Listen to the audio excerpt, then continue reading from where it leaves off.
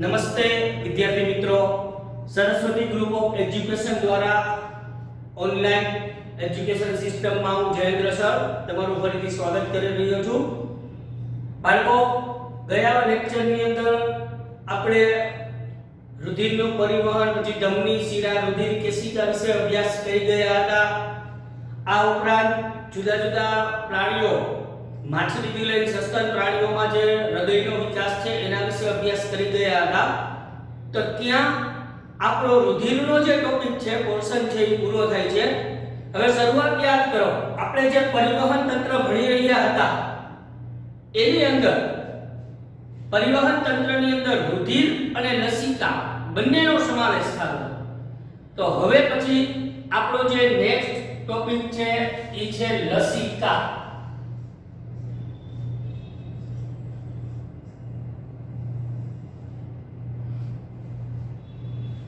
લસિકા એટલે બાળકો, રુધિરની જેમ જ લસિકા પણ આપણા શરીરમાં પરિવહન સાથે સંકળાયેલ છે. આપણે એક એવું પોર્શન ભણી ગયા કે ધમની કોઈ પણ અંગમાં પ્રવેશે એટલે એ અનેક શાખાઓમાં વેચાઈ જાય છે, જેને આપણે ધમનિકા એવું નામ આપ્યું. ધમનિકા ફરી પાછી જુદી જુદી શાખાઓમાં વેચાય, એને આપણે નામ આપ્યું હતું રુધિર કેશિકા. તો બાળકો, અહીંયા આપણે શરૂઆતથી જ કરશું સમજવા માટે. માની લો આ રુધિર કેશિકા છે. તો રુધિર કેશિકાની દિવાલમાં આવેલા છિદ્ર વડે, એની દિવાલમાં છિદ્ર છે, તો રુધિર કેશિકાની દિવાલમાં આવેલા છિદ્ર વડે પેશી કોષોના અવકાશમાં, આપણા શરીરમાં પેશી કોષો જે છે એમની વચ્ચેની જે જગ્યાઓ છે, અવકાશ, એમાં પ્રસરી આવતા પારદર્શક પ્રવાહીને લસિકા કહે છે. રુધિર કેશિકાની દિવાલમાં આવેલા છિદ્ર વડે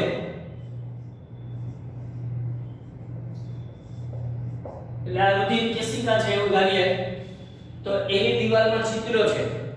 તો આ છિદ્રોમાંથી પેશી કોષોનો જે અવકાશ છે, કોષો વચ્ચેની જે જગ્યાઓ છે, એમાં એક પારદર્શક પ્રવાહી પ્રસરી આવે, એટલે કે રેલાઈ પ્રસરણ પામીને બહાર આવે. એ પારદર્શક પ્રવાહીને લસિકા કહે છે. એટલે રુધિર કેશિકાની દિવાલમાં આવેલા છિદ્ર વડે પેશી કોષો વચ્ચેના અવકાશમાં પ્રસરી આવતા પારદર્શક પ્રવાહીને લસિકા કહે છે. એના બંધારણ વિશે આપણે ચર્ચા કરીએ તો રસિકા રંગવિહીન પ્રવાહી સંયોજક પેશી છે. એટલે લોહીની જેમ જ પણ રુધિર છે એ લાલ રંગની પ્રવાહી સંયોજક પેશી છે. લસિકા રંગવિહીન પ્રવાહી સંયોજક પેશી છે. લસિકાના બંધારણમાં રુધિર રસ, પ્રોટીન અને રુધિર કોષો આવેલા હોય છે. એટલે એના બંધારણમાં રુધિર રસ છે, પ્રોટીન છે, રુધિર કોષો છે. આમ જોઈએ ને બાળકો, તો લસિકાનું જે બંધારણ છે ને એ રુધિર રસ જેવું જ છે. રુધિર રસ જેવું છે એવું જ લસિકા છે. પણ રુધિર રસ કરતા લસિકામાં પ્રોટીનનું પ્રમાણ ઓછું હોય છે.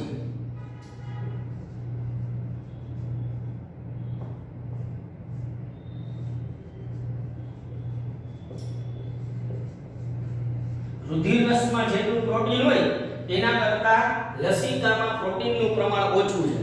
રુધિર કોષો હોય પણ રુધિર કોષમાં રક્તકણ સિવાયના રુધિર કોષો હોય. કારણ કે રક્તકણ હોય તો ફરી પાછું લાલ થઈ જાય. એટલે રુધિર કેશિકાની દિવાલમાં આવેલા છિદ્ર વડે પેશી કોષો વચ્ચેના અવકાશમાં પ્રસરી આવતું આ પારદર્શક પ્રવાહી એને લસિકા કહેવાય છે. લસિકા રંગવિહીન પ્રવાહી સંયોજક પેશી છે. એના બંધારણમાં રુધિર રસ છે, પ્રોટીન છે, રુધિર કોષો છે પણ રક્તકણ સિવાયના. પણ રુધિર રસ કરતા એમાં પ્રોટીનનું પ્રમાણ ઓછું હોય છે, એટલે લસિકામાં પ્રોટીન ઓછું હોય છે. બાકી એનું બંધારણ મહદઅંશે રુધિર રસ હારે સમાનતા ધરાવતું હોય છે. એનું વહન કેવી રીતે થાય? તો કે લસિકા છે ઈ આ બાહ્ય કોષીય અવકાશમાં છે ન્યાથી આંતરકોષીય વાહિકામાં પ્રવેશે. આંતરકોષીય વાહિકામાંથી લસિકા કેશિકામાં પ્રવેશે. લસિકા કેશિકામાંથી લસિકા વાહિનીઓમાં પ્રવેશે અને ત્યાંથી મોટી શિરામાં એટલે ફરી પાછું શિરામાં એ રુધિરમાં ભળી જાય. અને જે પ્રવાહી રુધિર કેશિકાની દિવાલમાંથી બહાર આવ્યું હતું એ જ પ્રવાહી છે એ પાછું રુધિરમાં ભળી જાય શિરા દ્વારા. તો તમને એવો પ્રશ્ન થાય તો સર ત્યાંથી બહાર આવવાનું જરૂરિયાત છે? ત્યાંથી કા બહાર આવ્યું? તો આ પ્રવાહી વડે અને પેશીકોષ આ બંને વચ્ચે તત્વોની આપલે થાય. જરૂરી તત્વો છે એ પેશીકોષને મળી જાય. પેશીકોષો એનામાં જે નકામા પદાર્થો ઉત્પન્ન થયા હોય એને લસિકામાં ઠલવી દેતા હોય છે અને એ પછી શિરામાં પાછું ભળી જતું એટલે અહીંયા આપલે થઈ ગઈ છે. તો રુધિર લસિકા છે એ બાહ્ય કોષીય અવકાશમાંથી આંતરકોષીય વાહિકાઓમાં આવે, ત્યાંથી લસિકા કેશિકામાં આવે, ત્યાંથી લસિકા વાહિનીઓમાં આવે અને ત્યાંથી મોટી શિરામાં ફરી પાછું ભળી જાય છે. તો આ લસિકા આવી રીતે વહન પામતી હોય છે. તો એનું કાર્ય શું? લસિકાનું ખાસ કાર્ય શું છે? તો આપણે એક તો ભણી ગયા હતા લસિકા નાના આંતરડામાં મોટી લસિકા વાહિની હતી. યાદ કરો, નાના આંતરડામાં મોટી લસિકા વાહિની જેને આપણે નામ આપ્યું હતું પયસ્વિની. ચરબીનું શોષણ ડાયરેક્ટ નહોતું થતું.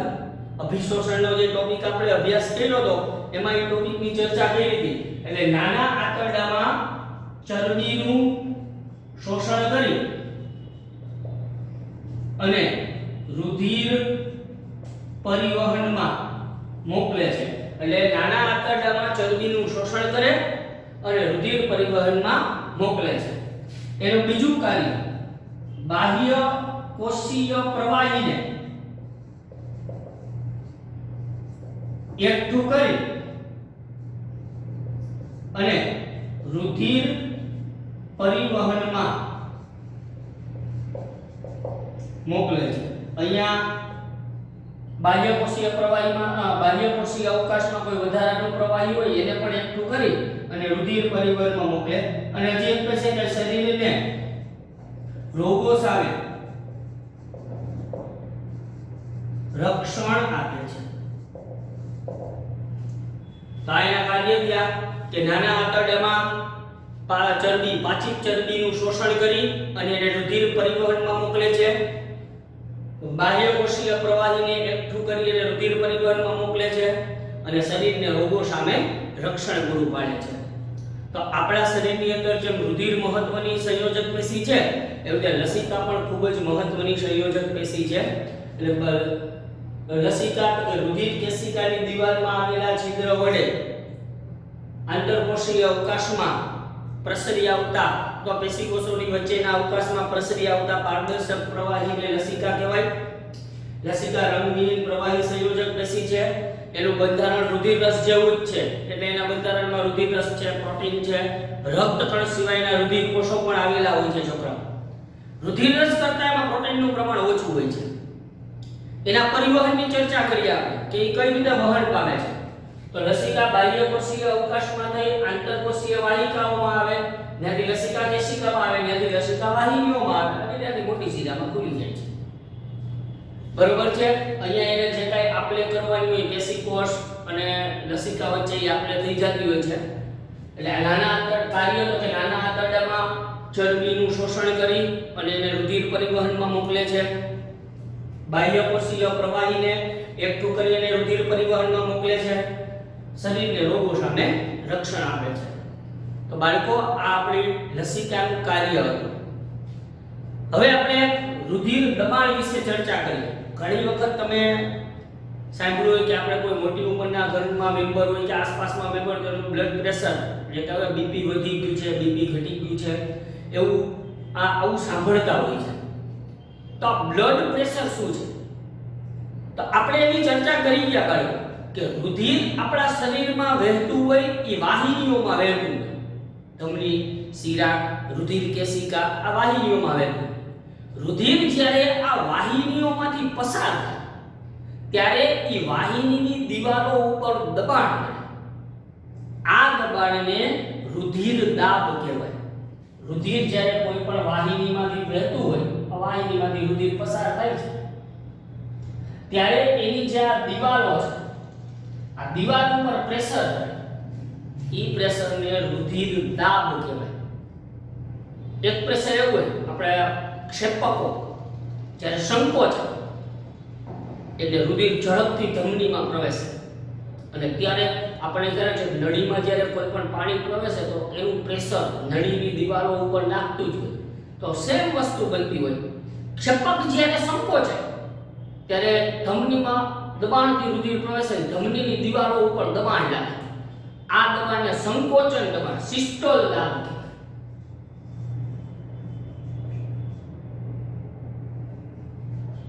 જે મોટા ભાગે 120 મિલીમીટર મર્ક્યુરી હોય, દબાણ મર્ક્યુરીમાં માપવામાં આવે છે. મર્ક્યુરી છે થાતું આપણે ડોક્ટર પાસે જાય ત્યારે બીપી ચેક કરતો અહીંયા હોય પટ્ટો બાંધે, પછી હાથમાં ઓલું હવા ભરવાનું હોય. આપણે તો એને રમત આપણને તો કાંઈ ખબર નથી પડતી એની અંદર શું થતું હોય. થર્મોમીટર સામે જે સાધન છે એમાં ઉપર નીચે પારો થતો હોય. તો આપણા ક્ષેપક જ્યારે સંકોચાય અને ધમનીમાં દબાણપૂર્વક રુધિર છે એ દાખલ થાય છે ત્યારે ધમનીની દિવાલ ઉપર જે દબાણ લાગે આ દબાણને સંકોચન દબાણ અથવા તો સિસ્ટોલ દબાણ કહેવાય, જે 120 મિલીમીટર મર્ક્યુરી જેટલું હોય છે. એવી જ રીતે ક્ષેપક જ્યારે શિથિલ થાય ત્યારે જે ધમની કાઢે ત્યારે દબાણ સેટ ઘટે. આપણે સમજાય છે કે ક્ષેપક સંકોચાય એટલે લોહી ઝડપથી ધમનીમાં દાખલ થશે. ધમનીમાં બહુ સ્પીડમાં દાખલ થશે તેની દિવાલ ઉપર દબાણ વધવાનું છે. એ 120 મિલીમીટર મર્ક્યુરી. પછી જ્યારે ક્ષેપક શિથિલ બને, ઢીલા થાય ત્યારે દબાણ ઘટી જાય એને ડાયસ્ટોલ દબાણ કહેવાય છે. શિથિલ દબાણ જે 80 મિલીમીટર મર્ક્યુરી છે, 80 મિલીમીટર મર્ક્યુરી હોય છે. તો આમ આપણું જે રુધિર દાબ છે એ 120 થી 80 મિલીમીટર મર્ક્યુરી હોય છે. સિસ્ટોલ દબાણ અને ડાયસ્ટોલ દબાણ. બીપી છે એ 80 થી ઘટવું પણ ન જોઈએ અને 120 થી વધવું પણ ન જોઈએ. જો બ્લડ પ્રેશર હાઈ જ રહેતું હોય, 120 થી બ્લડ પ્રેશર વધતું હોય તો એ આપણા શરીર માટે ગંભીર બીમારીઓ નોતરે છે. કિડની, હૃદય વગેરેને લગતા કેટલાક પ્રશ્નો સર્જાતા હોય છે.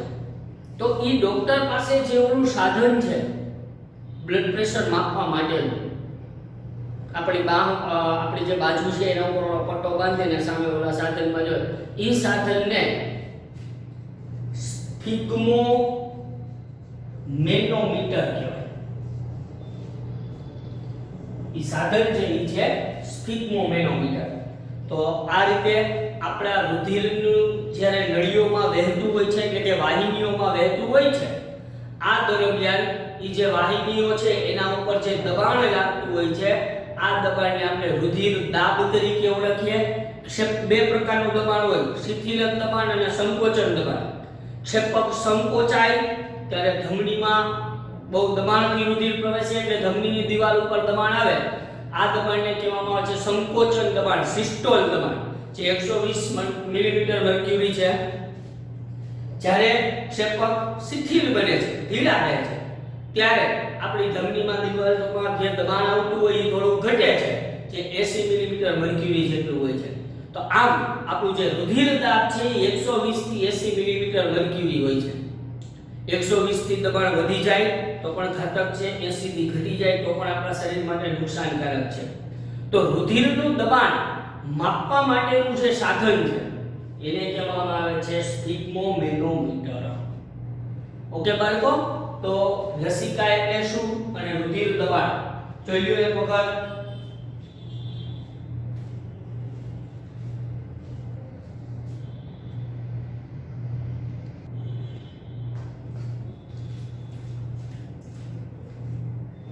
ચાલો વિદ્યાર્થી મિત્રો, હવે વહન મનુષ્યની અંદર હૃદય દ્વારા, રુધિર અને લસિકા દ્વારા જુદા જુદા પદાર્થોનું વહન થતું હોય છે.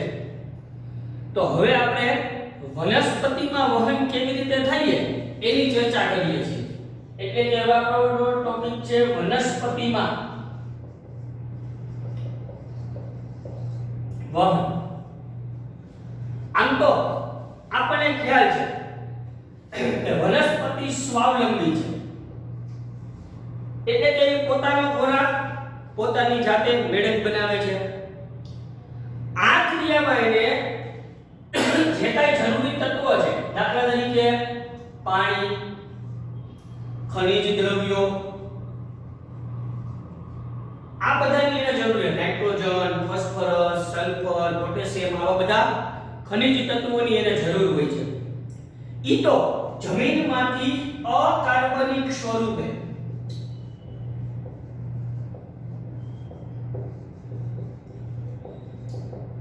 મૂળ દ્વારા પ્રાપ્ત કરે છે. પાણી છે, ખનિજ તત્વો, નાઇટ્રોજન, ફોસ્ફરસ, સલ્ફર, કેલ્શિયમ, આવા બધા જે કાંઈ ખનિજ તત્વો જે છે એ જમીનમાંથી આવા અકાર્બનિક તત્વો મૂળ દ્વારા પ્રાપ્ત કરી લે છે.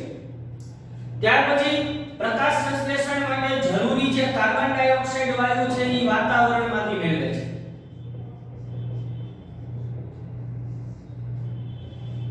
વનસ્પતિ પ્રકાશ સંશ્લેષણની ક્રિયા કરે, પણ આપણને ખ્યાલ છે કે પ્રકાશ સંશ્લેષણની ક્રિયા કોણ કરે? તો કે વનસ્પતિની અંદર ક્લોરોફિલ ધરાવતા ભાગો એ પ્રકાશ સંશ્લેષણની પ્રક્રિયા કરે છે, ખોરાક બનાવવાનું કાર્ય કરે છે. તો હવે અહીંયા જરૂર પડે, કારણ કે પાણી, અકાર્બનિક તત્વો, આ બધું તો એ જમીનમાંથી મૂળ દ્વારા શોષે છે. ખોરાક બનાવવાનું કાર્ય તો પર્ણ કરે છે, ક્લોરોફિલ ધરાવતા ભાગો કરે છે. તો મૂળે જે કાંઈ શોષણ કરેલું પાણી કે ખનિજ તત્વો છે એને પર્ણ સુધી પહોંચાડવું પડે. પર્ણએ તૈયાર કરેલો જે ખોરાક છે એને વનસ્પતિના બીજા ભાગો સુધી પહોંચાડવો પડે, મૂળ સુધી પહોંચાડવો પડે. તો એમાં પણ વહનની જરૂરિયાત તો છે વનસ્પતિમાં. ભલે એ સ્વાવલંબી છે, પોતાનો ખોરાક પોતાની જાતે બનાવે છે, જરૂરી તત્વો પોતાની મેળે મેળવી લે છે, ખનિજ તત્વો અને પાણી ભૂમિમાંથી મેળવી લે છે, વાતાવરણમાંથી કાર્બન ડાયોક્સાઇડ વાયુ મેળવી લે છે. પણ એક વખત આપણે ખાલી એવું વિચારીએ, તમે વિચારો કે મૂળ પાણી શોષે, ખનિજ તત્વો શોષે, કાચી સામગ્રી જેને આપણે કહીએ, ખોરાક બનાવવા માટેની કાચી સામગ્રી એ મેળવે છે. પણ પ્રકાશ સંશ્લેષણની ક્રિયા તો પર્ણ કરે. ક્લોરોફિલ જેની પાસે છે એ પ્રકાશ સંશ્લેષણ, કારણ કે પ્રકાશ સંશ્લેષણની ક્રિયા ક્લોરોફિલની વડે જ થાય છે. હરિતકણ નામની જે અંગિકા જ્યાં છે એમાં ક્લોરોફિલ છે, તો એ પર્ણમાં જે ગ્રીન કલરનો વનસ્પતિમાં છે એ ક્લોરોફિલ છે. તો મૂળે શોષેલી એ બધી કાચી સામગ્રીને પર્ણ સુધી પહોંચાડવી પડે. પર્ણ પ્રકાશ સંશ્લેષણની ક્રિયા કરશે એટલે કાર્બોદિતનું નિર્માણ કરશે, એવું આપણે અગાઉ ચર્ચા કરી ગયા. તો એને બનાવેલો જે આ કાર્બોદિત છે, ખોરાક છે, તૈયાર ખોરાક, એને મૂળ સુધી પહોંચાડવો પડે, અન્ય ભાગો સુધી પહોંચાડવા પડે. તો એટલા માટે વનસ્પતિમાં પણ વહન જરૂરી છે. જો વનસ્પતિમાં ઓછી ઊંચાઈવાળી વનસ્પતિ હોય ને, એટલે કે જો મૂળ અને પર્ણ વચ્ચે ઓછું અંતર, તો આ કાચી સામગ્રી અને તૈયાર થયેલો ખોરાક આ બધાનું વહન પ્રસરણ પદ્ધતિથી થાય છે. પ્રસરણ વિશે આપણે અગાઉ એક વખત ચર્ચા કરેલી હતી કે વધુ સાંદ્રતાવાળા વિસ્તારમાંથી ઓછી સાંદ્રતાવાળા વિસ્તાર તરફ દ્રવ્યો ગતિ કરે, આ ક્રિયાને પ્રસરણ કહેવાય. સીધી ભાષામાં એવું કહી શકે કે વધુ જથ્થામાંથી ઓછા જથ્થા તરફ એની મેળે વહન થાય. પણ ઓછી ઊંચાઈ, નાના નાના છોડવા હોય ને એમાં પ્રસરણ દ્વારા વહન થઈ જાય. પણ ખૂબ ઊંચી વનસ્પતિ હોય તો એમાં પ્રસરણ, કારણ કે પ્રસરણનું દબાણ એટલું હોતું નથી. આપણે પ્રસરણનો ટોપિક આવ્યો છે શ્વસન વાયુની આપલે, ત્યારે આપણે એવું કીધું હતું કે ઓક્સિજનને ફેફસાથી પગના અંગૂઠા સુધી પ્રસરણ દ્વારા પહોંચાડવો હોય તો 3 વર્ષ થાય. ત્યારે આપણે પ્રસરણની ક્રિયા સમજાવેલી હતી કે દ્રવ્યો વધુ સાંદ્રતાવાળા વિસ્તારમાંથી ઓછી સાંદ્રતાવાળા વિસ્તાર તરફ વહન પામે, આ ઘટનાને પ્રસરણ કહે છે, જેની મેળે થતું હોય છે. તો પ્રસરણ દ્વારા વહન ઓછી ઊંચાઈવાળી વનસ્પતિમાં થાય, પણ વધુ ઊંચાઈવાળી વનસ્પતિમાં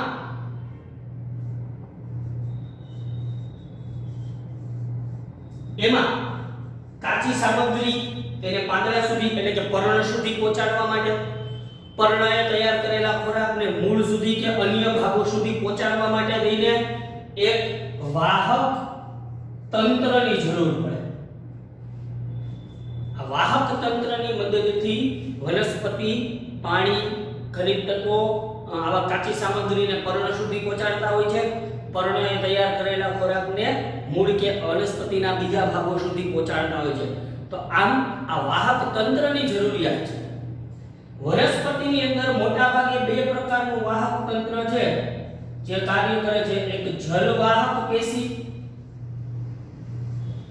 અને એક અન્નવાહક પેશી. નામ ઉપરથી તમને અંદાજ આવી જાય છે. પાણી અને ખનિજ દ્રવ્યોનું વહન કરે એને જલવાહક પેશી કહેવાય. ખોરાકનું વહન એટલે સંકળાયેલી જે પેશી છે એને અન્નવાહક પેશી તરીકે ઓળખાય. જલવાહક પેશીના બે ઘટકો છે, જલવાહિનીકી અને જલવાહિની. કેટલીક વનસ્પતિમાં પાણીના બે એક જ રચના છે, બેયનું કામ પાણીનું વહન કરવાનું જ છે. કોષોની સામાન્ય તફાવત છે બેમાં. અમુક વનસ્પતિમાં જલવાહિનીકી દ્વારા વહન થાય છે, અમુક વનસ્પતિમાં જલવાહિની દ્વારા વહન થાય છે.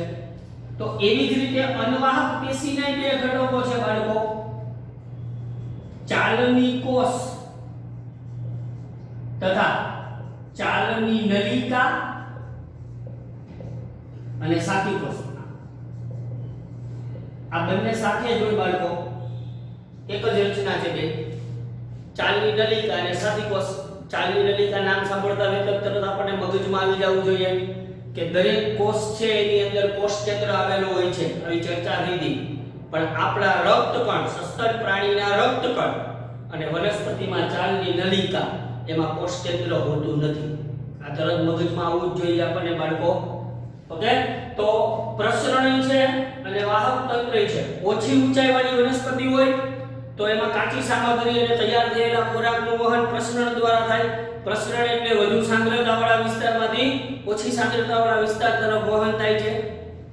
જો વધારે ઊંચાઈવાળી વનસ્પતિ હોય તો આવી વનસ્પતિમાં પ્રસરણ દ્વારા વહન થતું નથી. તૈયાર થયેલો ખોરાક, મૂળ દ્વારા શોષાયેલા પાણી, ખનિજ તત્વો, તો આવી વનસ્પતિમાં તત્વોનું વહન થવા માટે એક વાહક તંત્રની જરૂર પડે. વનસ્પતિની અંદર બે પ્રકારનું વાહક તંત્ર આવેલું હોય છે, એક જલવાહક અને એક અન્નવાહક. જલવાહક પેશીના ઘટકો છે ચાલની જલવાહિનીકી અને જલવાહિની. અન્નવાહક પેશીના ઘટકો છે ચાલની કોષ, ચાલની નલિકા અને સાથી કોષ. કેટલીક વનસ્પતિમાં ચાલની કોષ દ્વારા ખોરાકનું વહન થાય, કેટલીક વનસ્પતિમાં ચાલની નલિકા અને સાથી કોષ દ્વારા ખોરાકનું વહન થાય. તો આમ વનસ્પતિ ભલે સ્વાવલંબી છે, પોતાનો ખોરાક પોતાની જાતે બનાવે છે, પણ આમ છતાંય તૈયાર ખોરાક અને કાચી સામગ્રીનું વહન થવું ખૂબ જ જરૂરી છે અને એટલા માટે વનસ્પતિમાં વાહક તંત્ર આવેલું હોય છે.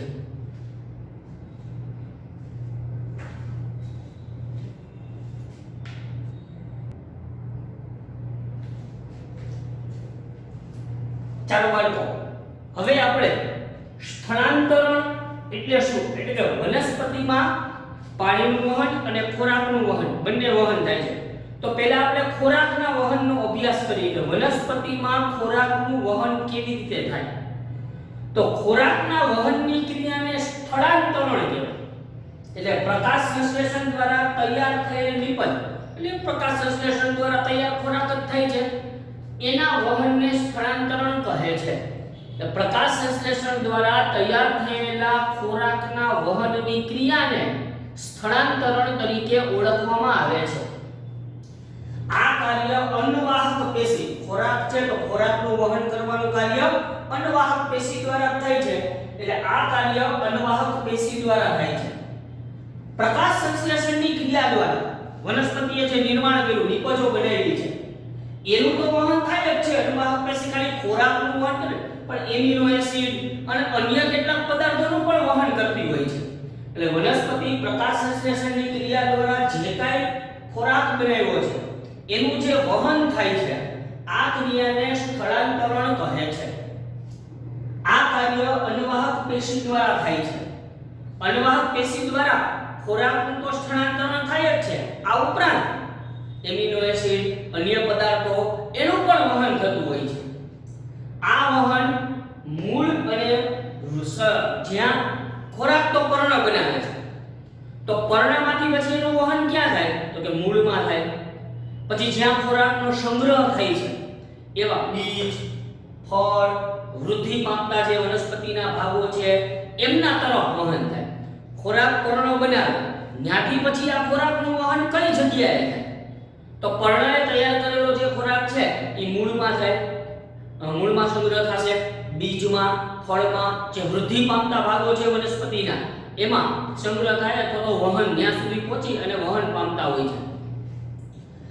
સ્થળાંતરણની જે ક્રિયા થતી હોય, ખોરાકના વહનની પ્રક્રિયામાં ઊર્જા વપરાય. આ ક્રિયામાં ઊર્જાની જરૂરિયાત છે. સુક્રોઝ જેવા, સુક્રોઝ એક પ્રકારની શર્કરા છે, જેમ ગ્લુકોઝ શર્કરા છે, સુક્રોઝ એ શર્કરા છે.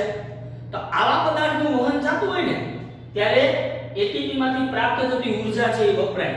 એડિનોસાઇન ટ્રાઇફોસ્ફેટ, અગાઉ આપણે એક વખત આવ્યું હતું, એટીપી નું પૂરું નામ હતું એડિનોસાઇન ટ્રાઇફોસ્ફેટ, પ્રકાશ સંશ્લેષણના સમીકરણમાં જ. તો આ એટીપી માંથી ઊર્જા વપરાય છે, જેના કારણે શું થાય કે કોઈ પણ કોષની અંદર છે ને સુક્રોઝનું પ્રમાણ વધી જાય, એટલે આશ્રુતિ દાબ વધે, એટલે એ કોષમાં પાણી ઘટે એટલે ક્ષારનું પ્રમાણ વધી જાય, એટલે કોષમાં પાણી પ્રવેશે. પાણી પોતાને વધુ જથ્થાથી ઓછા જથ્થા તરફ એની મેળે વહન થવાનું છે. એટલે આમાં જ્યારે સુક્રોઝનું પ્રમાણ વધી જાય તો એને ઘટાડવા એમાં પાણી પણ પ્રવેશે છે, એટલે આશ્રુતિ દાબ વધે છે. એટલે સુક્રોઝ જેવા પદાર્થના સ્થળાંતરણની ક્રિયા દરમિયાન એટીપી માંથી ઊર્જા વપરાતી હોય છે. આના કારણે પેશીમાં આશ્રુતિ દાબ વધે છે અને એને દૂર કરવા એમાં પાણી પ્રવેશે છે. આમ હંમેશા દ્રવ્યો વધુ સાંદ્રતા અથવા વધુ દબાણ ધરાવતી પેશીમાંથી દ્રવ્યોનું વહન ઓછા દબાણ ધરાવતી પેશી તરફ થતું હોય છે, વધુથી ઓછા તરફ. વનસ્પતિ પોતાની જરૂરિયાત મુજબ પછી આ દ્રવ્યોનો અન્નવાહક પેશી દ્વારા અન્ય જગ્યાએ વહન કરતી હોય છે. જે કોષને જ્યારે જેવી જરૂર હોય ત્યારે દ્રવ્યોનું વહન થતું હોય છે. એટલે સ્થળાંતરણની પ્રક્રિયા દરમિયાન ઊર્જા વપરાય છે. પેશીમાં સુક્રોઝ જેવા પદાર્થોનું જ્યારે સ્થળાંતર થતું હોય ને ત્યારે એટીપી માંથી ઊર્જા વપરાય અને આ ક્રિયા દરમિયાન પેશીમાં આશ્રુતિ દાબ વધી જાય. સુક્રોઝ જેવા પદાર્થનો ભરાવો થાય એટલે અંદરની સાંદ્રતા વધે તો એને દૂર કરવા એમાં પાણી પ્રવેશે અને એના કારણે આશ્રુતિ દાબ સર્જાય છે, જેનું આપણે આગલા ધોરણમાં 11-12 સાયન્સમાં અભ્યાસ કરવાનો આવે છે. આશ્રુતિ દાબ અહીંયા તો આપણને ખાલી એક શબ્દ આપે છે કે પાણી પ્રવેશે એના કારણે જે દબાણ સર્જાય એ આશ્રુતિ દાબ છે, પણ એ આખી ઊંડાણપૂર્વકની ઘટના છે અને એના કારણે પેશીમાં પાણી પ્રવેશે છે, કારણ કે સાંદ્રતાને સરખી કરવા પાણી તો પ્રવેશવાનું જ છે. તો યાદ રાખજો, આમ દ્રવ્યો વધુ દબાણ ધરાવતી પેશીમાંથી ઓછા દબાણ ધરાવતી પેશી તરફ વહન થાય અને જ્યારે પછી વનસ્પતિને જરૂર હોય એ પ્રમાણે અન્નવાહક પેશી દ્વારા તત્વોનું વહન કરે. દાખલા તરીકે વસંત ઋતુમાં નવા પાન આવે, આ પાનખર ઋતુ થાય પછી વસંત ઋતુ આવે. પાનખર ઋતુમાં વનસ્પતિ પોતાના બધા જ પર્ણ ફેરવતી હોય.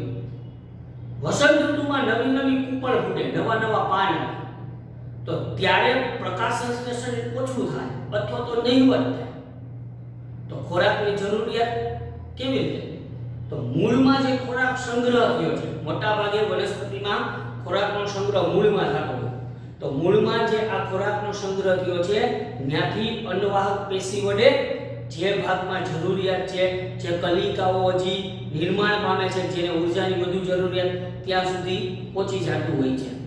તો જ્યારે જરૂર પડે ત્યારે આ સંગ્રહ થયેલો ખોરાક છે એ વનસ્પતિ ફરી પાછો ઉપયોગ કરે છે અને ત્યારે પણ એનું વહન અન્નવાહક પેશી દ્વારા થાય છે. બધાને વસંત ઋતુ વિશે તો ખબર જ હોય, ત્યારે તમામ વનસ્પતિઓમાં નવી કૂપળો ફૂટતી હોય તો ત્યારે પર્ણની સંખ્યા ઓછી હોય, પર્ણ નાના હોય, જેના કારણે પૂરતું પ્રકાશ સંશ્લેષણ ન થાય, તો એવા સમયે મૂળમાં જે ખોરાક સંગ્રહ થયો છે એ અન્નવાહક પેશી દ્વારા જે જરૂરિયાત હોય ને ત્યાં પહોંચી જતી હોય છે. ઘણી વખત એવું બનતું હોય કે સૂર્યપ્રકાશની ગેરહાજરી હોય, ચોમાસાનો સમયગાળો હોય તો સૂર્યપ્રકાશની ગેરહાજરી હોય, પાનખર ઋતુમાં એવું બનતું હોય કે પાંદડા ખરી જતા હોય ત્યારે પ્રકાશ સંશ્લેષણ તો નથી થતું અથવા ઓછું થાય છે. તો એવા સમયે આ સંગ્રહ થયેલો ખોરાક છે એ અન્નવાહક પેશી દ્વારા જ્યાં જરૂરિયાત હોય, વૃદ્ધિ પામતા ભાગો હોય, જ્યાં નવી કૂપણો ફૂટતી હોય, એટલે વધારે ઊર્જાની જરૂરિયાત હોય, તો ત્યાં સુધી પહોંચતી જતું હોય છે. તો આ વનસ્પતિમાં સ્થાનાંતરણનો ટોપિક છે. ખોરાકના વહનની ક્રિયા એને સ્થાનાંતરણ તરીકે ઓળખવામાં આવે છે. જોઈ લો બાળકો,